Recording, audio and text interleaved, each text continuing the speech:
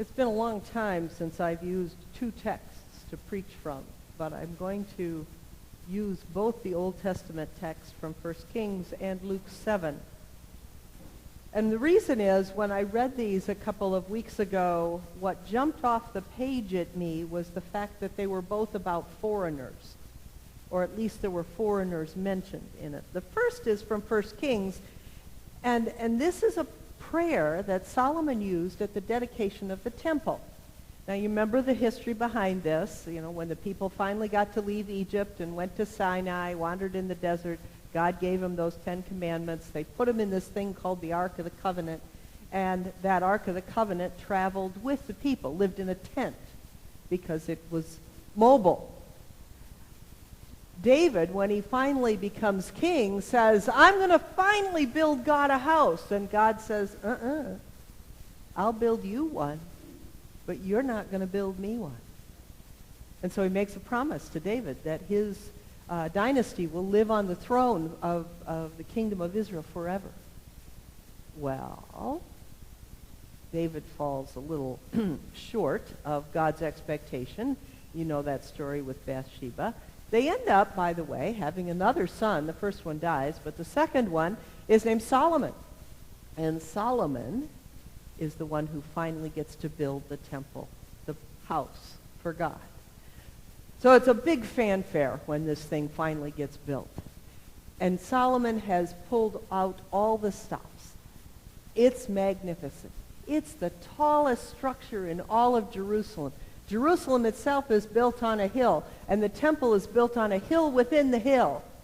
So it's the highest place, and it's the biggest structure. And it's glistening white, dazzling gold. You can't miss this thing as you ride into town. It's an amazing structure, built to the glory of God. Solomon put the best into it because he thought God was the best. And then when the day of dedication comes, he has a long prayer. Now, you think our prayers get a little long here sometimes. You should have been at this dedication. It went on and on and on. Well, the first petition we have where in our text today, where Solomon is praising God for being such an amazing God, reminding him that and the people that he has been faithful to his covenant, he's been righteous to his people, he's been the best God there could ever be. And then there's actually a few petitions in between that we didn't read today, but he gets to about the seventh petition, I think it is, and he says this: likewise, when a foreigner who's not of your people Israel comes from a distant land because of your name, don't miss that. They're coming from a distant land because they've already heard about God. They shall hear of your great name, your mighty hand, and your outstretched arm. So he's saying, people beyond here are going to know about our God. And when a foreigner comes and prays toward this house of God, then here in heaven, your dwelling place, and do according to that the foreigner calls to you, so that all the peoples of the earth may know your name and fear you, as do your people Israel. And so they may know that your name has been invoked on this house that I've built. Answer the prayer of the foreigner, he's saying. God, answer the prayer of the foreigner, even if the foreigner is not one of us, even if that foreigner has simply come from a distant land. Listen to that prayer and answer it, so that that foreigner, when they return to their land, can go back and say, this is an amazing God that Solomon built this temple to. Look, even I, a foreigner, prayed, and that God granted my wish. And thus the news of the God of Israel would spread. But I had a question as I read that text. It's sort of a question about something behind the text. How did that foreigner hear about God to begin with? How did that foreigner hear about God to begin with? I mean, he's from a distant land. He's heard about God and is coming to Jerusalem. How did he hear about it? Hang on to that question. Because then we move to the Gospel of Luke, which is the story of the healing of the centurion's slave. And you know who a centurion is? He's the Roman enemy. He's a soldier of the enemy. A centurion is a guy in charge of 100 people, 100 men. Now I remember that because century and centurion sound alike.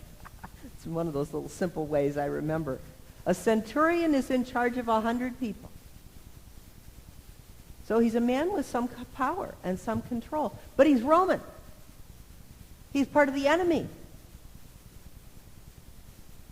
Now Jesus has just been out in the wilderness, or in Luke it's the plain, preaching the Sermon on the Plain, or you and I probably know it better as the Sermon on the Mount. And he comes back into Capernaum, and suddenly Jewish authorities come to Jesus. Now the Jewish authorities, if they're usually coming to Jesus, are coming in order to catch him doing something wrong. Okay, this time they're coming to ask for his help. Really? Yeah, they're coming to ask for help from Jesus on behalf of this foreigner. This foreigner has heard about Jesus. How? Still plagued with that same question. How did that foreigner centurion hear about Jesus to begin with? But at any rate, he heard about him and had enough faith to believe that Jesus had the power to heal his slave. Now, this centurion does not need to heal his slave. A slave was nothing more than a working tool as far as they were concerned. And so if one got sick, it was easier just to let him die than to do anything about it. You just go get another one. Like if your hammer breaks, you just go buy another one. Because it's never as good after it gets fixed, right? Well, this guy thought enough of this slave that he wanted him well. And he was friends with the Jewish authorities. The Jewish authorities appealed to Jesus then on behalf of this centurion, based upon the fact that the centurion was gracious and generous to them in Capernaum and had, in fact, helped to build their synagogue. So the Jewish authorities are a little more worried about losing their source of funding than about this slave. But the centurion doesn't ask that for that reason. The centurion asks because he's concerned about his slave. And Jesus responds. Jesus drops everything. I mean, he's had a tough day of preaching. He's been out and 3 chapters worth of preaching out in the plain or on the mountain, whatever you call it. And now he comes back. It's time to take an afternoon nap. And what happens? He drops everything, and he goes with the Jewish authorities toward the home of the foreigner. Now, he doesn't even get to the house, and the foreigner says, no. Send somebody else out, by the way. No, you can't come here. I'm not good enough for that. No, just you say the word. I understand the power of the word, the power of authority. I say jump, and my soldiers say jump. Or when I say jump, my soldiers jump. So I know you have that power, Jesus. Just say the word, and it'll be taken care of. Jesus looks at everybody around him and says, wow, this foreigner, I have never seen such faith in all of Israel. Now he's pointing a finger at everybody who's standing around him. I've never seen such faith in all of you as I see in that guy that I've never met behind those closed doors who told me just now, just say the word. That's enough. Where did that foreigner get that faith? How is it that people who are not among us, who would be foreigners in our world, how do they hear about Jesus? How do they hear about the mighty works of God? This amazing God that we build these temples, these churches to. How do they hear? How did that centurion know that Jesus had that power and authority? How did those foreigners who traveled to Jerusalem know about this great God whose temple Solomon just dedicated? Well, I would propose to you, and this is reading behind the text, but I would propose to you that there are two ways, there's probably 15, but I'm going to talk about two ways that people who are not among us come to know about what it is we do and what it is we believe and who this God is that we gather every week to praise. One is reputation. The other is invitation. Those are the two ways I believe people beyond our walls, the foreigners, if you will, come to know about the God we love. Our reputation and our invitation. Let's talk about reputation for a minute. And I'm not talking about it just a church reputation. I'm talking about individual Christian reputations as well. Now, you know that many, many times, over and over again, I tell you, they watch us. They're looking at us in order to decide if we have a good or a bad reputation. Do we, as Christians, profess with our mouths to love one another, and then, when we leave the walls of this church, turn around and act really nasty toward one another? They're looking to find out if our words and our behavior match.